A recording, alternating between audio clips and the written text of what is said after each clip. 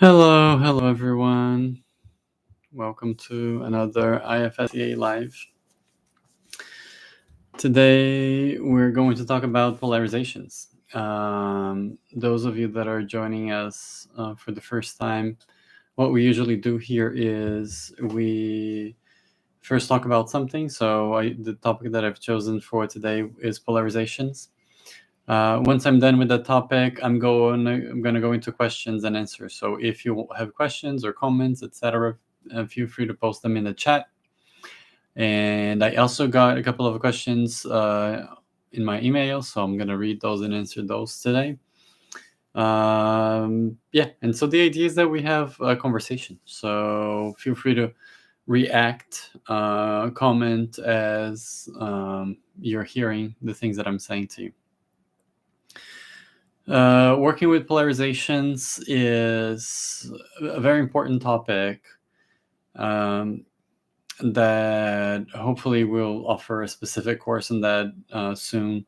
But I just wanted to give you some basic information for right now, so that when that happens to you, when you notice polarizations in the system, you know the basics of what to do. And the first thing is to learn to identify a polarization. So a very common thing that happens, for example, with folks that have some type of addiction is they come to you and they say, this is creating a problem in my life. I need to stop doing X, right? I need to stop drinking. I need to stop watching porn. I need to stop scrolling on Instagram or whatever it is.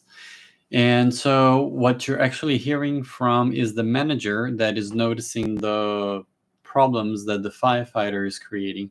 And so from the beginning, you have a polarization. You have a manager on the one side saying that's creating problems, and then you have the firefighter on the other side choosing to do that for some reason. So that might not sound like a polarization because it's just the client is coming to me with something that they want to work on, but there is a polarization. And if we don't realize that and we just side with the manager and say, oh, okay, yeah, let's work on helping you stop drinking, right? So if that happens, what we are doing is we are sending the message to the firefighter that they're not welcome there. So spotting and identifying a polarization is important. And there are other ways that we can check for polarization. So let's say when we are hearing from one part in the system, and we have a sense that there might be parts that don't like what that part is doing, we might say, are there parts that disagree with you or that don't like what you're doing? And they are going to point to the polarization. A polarization can also feel like a struggle inside, like two sides battling something. We can ask questions like, who are you reacting to? Is there another part that you're afraid of or in a struggle with? Right? So that's some of the language that you could use. We can also ask the client, can you check to see if there's a part that this first one seems to be reacting to? What gets in the way of this part doing what it wants to do? And so that's another way of checking for polarizations. You could also say, can you check and see if there's a part in you that's judging you or criticizing you? Is there a part in you that doesn't want to see the judging part? So identifying these polarizations is step one. And then naming, right? Oh, seems like we have a polarization here. There's this part that wants to do X and this part that wants to do Y. Once we've named that there's a polarization, we want to set the stage for working with them. And there's multiple ways that we could do that.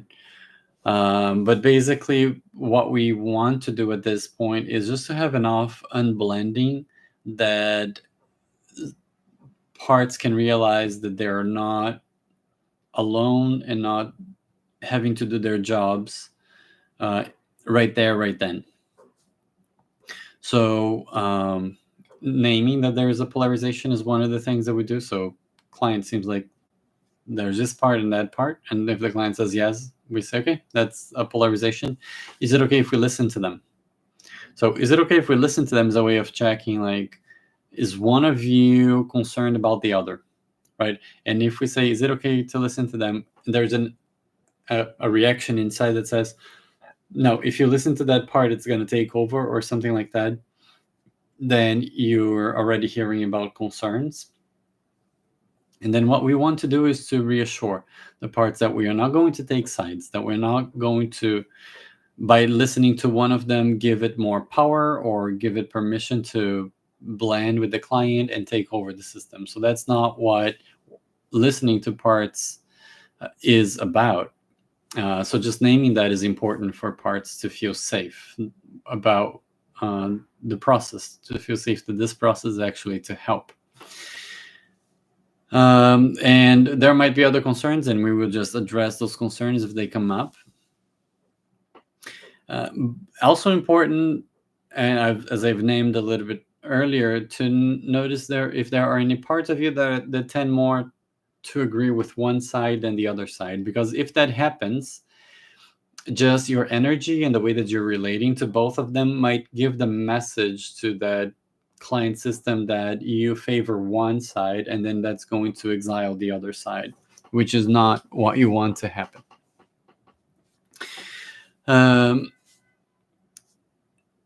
Once you get the permission to listen, there's a bunch of different ways that we can do this.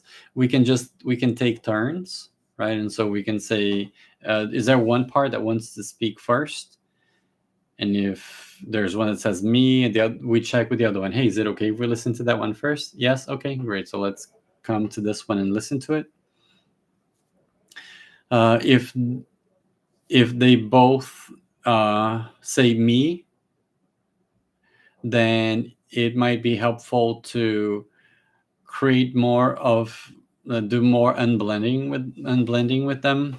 And so one thing that we could do is set the conference table where we invite one part to sit on one side and then another part to sit on the other side, and we invite them to turn towards the client self, and we check if they can see the client self. We check, client, how are you feeling towards this part and how are you feeling towards that part? So we're just working on the relationship before we go into like information and listening to what they have to say. And then once we have that, we check again which one wants to speak first. The idea is we're going to listen to a part, and the number one thing that we want to listen for is what the good intention is. Because once the polarized part hears what the good intention of that part is, it will realize, oh, we are on the same team. We both want what's best for the client. And so one of the questions we're going to be asking is, how do you help? Some language, why are you doing this? What's your intention of this? What's your good intention? How do you help? What's your job in the system? And so we listen to the good intention on the one side, we listen to the good intention on the other side. Oftentimes this helps them soften back a little bit already. Another unblending technique that I remembered right now is if both of them are very blended and neither one wants to soften back, sometimes it can be helpful to ask both of them to take a step back at the same time. So that also helps.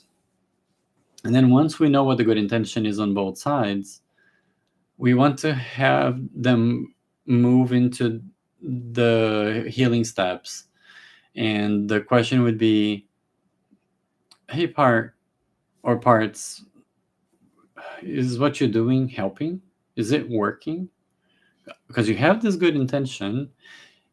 Are you coming closer to achieving that, to feeling really satisfied or to really healing that? And of course, the answer is no, right? And so once they realize, okay, what I'm doing is not helpful, we can do a couple of things. We can, number one, help them become more sophisticated and update their strategies if we're not ready to go to the exiles and heal the exiles just yet. So we can update these protectors so that they can work in a different way, in a more adult, more complex and sophisticated way. Because oftentimes these are 5-year-olds, 7-year-olds that are doing what they're doing, right? And then at some point we do want to get the permission to go to the exile and help the exile. And you might have one exile in the middle with the two protectors polarized, or you might have this protector protecting this exile and this protector protecting this exile, right? And so you have to see which one to go to first, and you might have to work with both. Once you do clear the exiles, then you come back to the protectors and just check if they want to shift and adopt a different strategy.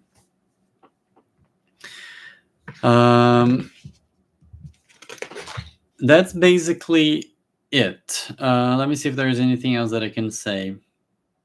Lots of times we're not just working with one protector here, another one there. It's like actually clusters of parts that are polarized with each other. And so when that's the case, you might want to get a spokesperson, someone that can say, this is what my group of parts believes, thinks, feels, etc. And then this might be a much longer process, right? There might be polarizations within clusters, etc. But this is the general sense of it. And then another thing that can happen is, let's say you set up the conference table and you're starting to begin to work with them. At some point, other parts might come in reaction to listening to what those protectors are saying. And then you can just check, hey, are you on this side or that side? And just this, like, which side are you on and can you go be with that side, can help with more unblending and then continuing the work with them.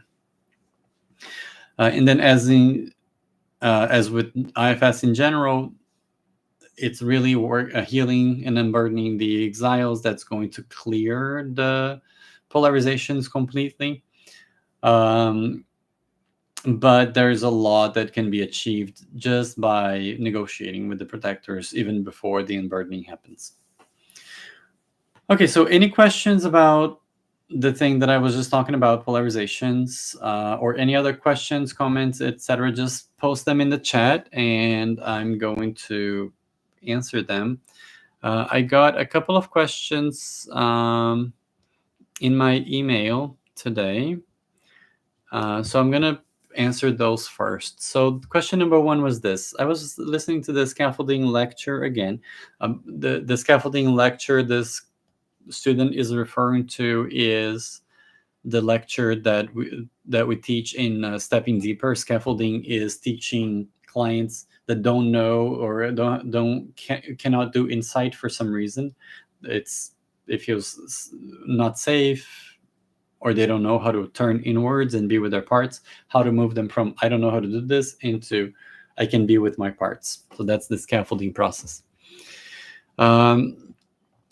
I was listening to this scaffolding lecture again, and it got me thinking, if a client is not comfortable naming their feelings and thoughts and sensations as parts, or they're too blended to recognize that it's a part, and I end up doing explicit direct access, would it be okay for me to say, could I speak to that feeling directly? Could I speak to that or get curious about that sensation directly? Or could I talk to that thought, or would that not be willing to, or would that thought be willing to engage with me directly? So yes, if naming things in the client system as parts feels vulnerable for them, either because they've been shamed for being multiple or whatever reason it is, you can avoid the word part altogether and say, hey, can I speak to that feeling? Can I speak to the anger? Can I speak to the sadness directly? And even that might be too much. And so I like to make it even lower risk and say,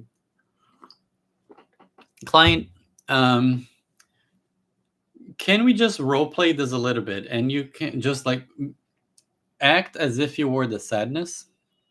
and I'm going to ask you some questions. And if you don't know what the answer is, just make something up.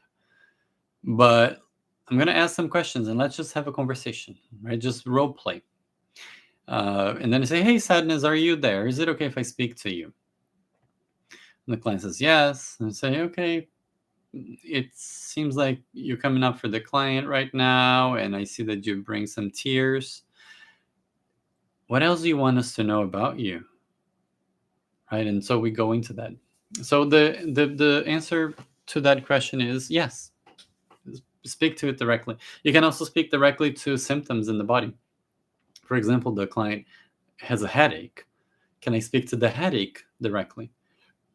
Or the client has other types of body issues, chronic pain, etc. You can just speak to all of that directly. You don't need to name it as a part. And a lot of times it's actually easier and more helpful not to name it as a part initially. But then at some point, after there's like a little bit more information that the client gets from that, it will be obvious that it is a part. And then you say, client, how are you feeling towards that part of you? Right? So if it's okay, of course, I don't want to trigger my clients unnecessarily, but if it's okay to see if I can bring a little bit of self-energy and a little bit more perspective, what is it like to be listening to that part? How are you feeling towards that part? Does that part know that you're there? Does it like being there with you, etc.? Question number 2. The student says, I've been thinking a lot about the self-capacities of my parts and how valuable they are to me. And I've been thinking about integration. And I heard some people talking about integration happens when parts eventually dwindle away. The exiles go away and parts just kind of disappear. Another discussion I heard was integration is noticeable when parts are less blended and there's more self-energy in the system. I'm feeling like integration for me is a little different. I feel a lot of self-energy most days. I'm still very much engaged with my parts and their self-energy.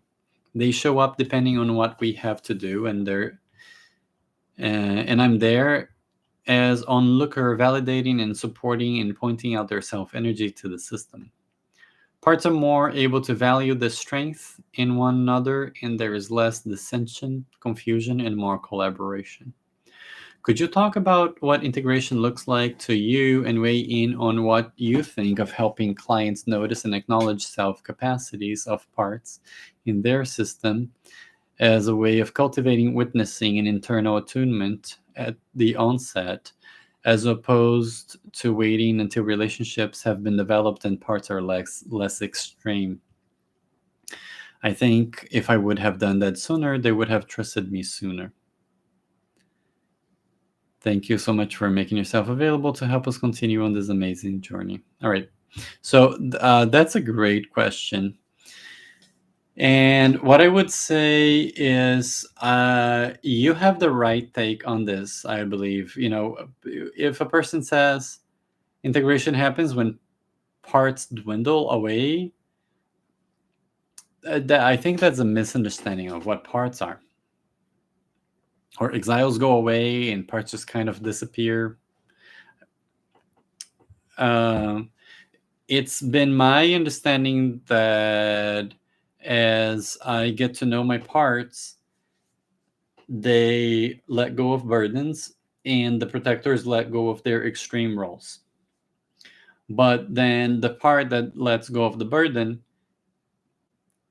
once it does that, their self-energy comes back. So let's say my part used to be like very quiet and very like self-effacing and some type of like I'm humble. And then once that burden was lifted, joy came back and expressiveness, right? And so going forward, that part is going to show up in me as joy and expressiveness. And it's going to be there with me, and it's going to come in and go out and come in and go out and come in and go out. And so let's say if I go dancing, then it's going to come in and I'll have lots of joy and I'll be expressive, etc. So when, in my experience, once we get to know our parts and develop a good relationship with them, what ends up happening is they don't feel compelled to do what they do. They do it in harmony with the other parts, and so they just come in, they do what they want to do, and they go out, and there is no issue with that. They're coming in oriented to what's happening in the present moment. It's not, I have to do this. It doesn't matter what's happening in the actual real world right now. I just remember that bad thing happened and I have to come and do this. Right? So that's what we don't want, and that's what we want to heal from. So I don't think that parts ever like disappear. They could get really integrated, and so integrated that you stop noticing them as a part coming in and going out. But it's just a testament to the level of integration. But if you wanted to stop and say, hey, part of me that used to hold that burden, and once you healed, you felt this way, are you there? Can I have a conversation with you? And then if you have enough self energy, it's going to be available to have a conversation with you. And you might ask, tell me more about what it's been like living without the burden. And you're just going to have a wonderful conversation with that part. So the way that you describe things, that sounds like a mature state of being with your parts, right? You feel self energy most days, engaged with your parts, and you're there and you're validating them, you're supporting them, you're pointing out their self energy. There's less dissension, less confusion, there's more collaboration. I had a session that I did where I was the client for my students in the Stepping Deeper cohort, and at the end, like, my parts came to hug a part of me that was the target part in the session. That's beautiful, right? And things shift in the system, and parts start relating to each other in a different way. And so if you've been used to only seeing parts when they create problems for you, you might think that when there's no issues or problems or heaviness or burden or compulsion, etc., that there are no parts.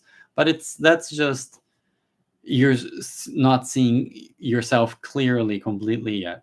And also, some people, they have self-like parts that will actually create a wall and block you from knowing your parts, because they believe that's what being self-led is. But it's just a self-like part. Like Dogen Zenji said, the Zen monk that originated the Soto Zen school in Japan. Thinking that you are enlightened is delusion, and being aware of the ways that you're deluded is enlightenment. And so really, when there's a lot of self energy, what happens is you just see your parts more clearly. And when you don't see your parts very clearly, it means you're blended with the part. So that's what my answer would be to that second question. Okay, any other questions or comments? Feel free to post them in the chat. Any reactions? All right, so we have Michael asking who is here with art journaling. When I feel drawn to escape into scrolling my phone, I draw images of layer upon layer. It seems daunting to know what to address and engage with. Can you say a little bit more about that, Michael? So you're asking who does art journaling? And then I'm not sure I understand what drawing images of layer upon layer is. I guess I'm just not very good at drawing, or else I would know what you're referring to. And you say it seems daunting to know what to address and engage with. So when you're doing like a parts check-in, and it's not clear what part wants your attention, it probably just means that you have a bunch of parts blended with you. Yeah, okay. Yeah, Michael said, I am just using drawing to try to see who's here. Okay. So let's say I go inside. Okay, this is my daily check-in. So I put my hand on my heart, and I say, hey, everyone, I'm here. Does anybody need me, want to talk to me right now? So what the answer that I got right now was like a part of me said, hey, don't forget me. There's this thing that you promised me that you have to do. So that was clear, right? But it's not always like this. Sometimes when you go inside, it's not clear. And so what you can start doing is just saying, hey, I don't know who's sending me, but I'm noticing a tension in the back of my neck. I'm also noticing some contraction, some tension in the muscles in my face. And I'm feeling some pain that comes and goes.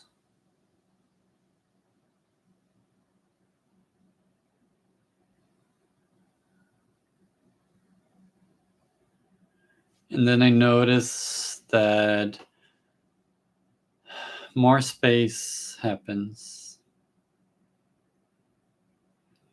Yeah, you can continue to send me whatever you want to send me. I'm here.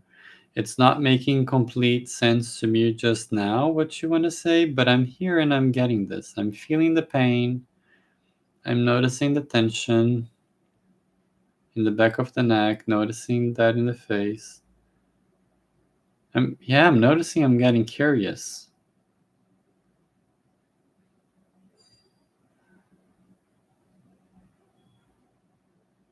Okay, yeah, so I'm noticing the tension in the face. I'm noticing you want more attention. Is that right? I got like a head nodding. Okay.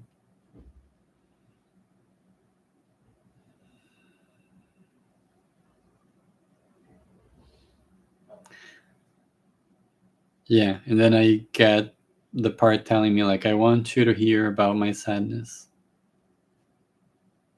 Right, so whenever you don't have enough clarity, it could just mean that you have a bunch of parts asking for attention, and you can just like begin to name to them what you're noticing, and you just stay with that. Just stay with that stage until clarity comes. The clarity is the first thing that you want to get when you're working with your parts, but you don't need to rush and push towards that. You can just stay with it, name, I'm getting this, I'm getting this, and I'm getting that, and I'm getting that. And it doesn't need to make sense immediately. Michael says, it does feel helpful to see there are all these layers, like mountains upon mountains, tunnels, deep valleys, letters to the sky. I like you saying it's okay to try another way to communicate. Yeah, yeah, and you know, Michael, all of these layers, it could also mean that this is information that your parts are communicating with you, and if you just continue and continue and continue and stay with it long enough, at some point, it's gonna be like, oh, that's what it is. That was the message, right? So lots of doing IFS is about staying with it, being comfortable with not knowing until, oh, I get it now. Yeah, so that would be my suggestion to you. Anything else? Anyone with any questions or comments?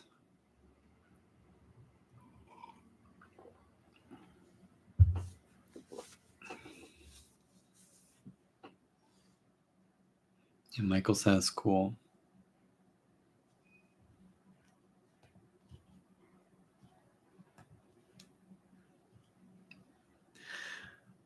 All right, so if that's all, and we're feeling complete for today, I just want to thank all of you for coming. It's always fun doing these, and especially answering your questions. So you can send messages to me, send it to my email at gustavo.alps@gmail.com. You can also go to our website and go to our contacts and send a message through there. And you can come live and ask questions in the chat. Rachel says, great information as usual. Thanks, Gustavo. Yeah, thanks for being here, Rachel. All right, so I'll see you all next Monday at 5 p.m. again. Bye-bye, everyone.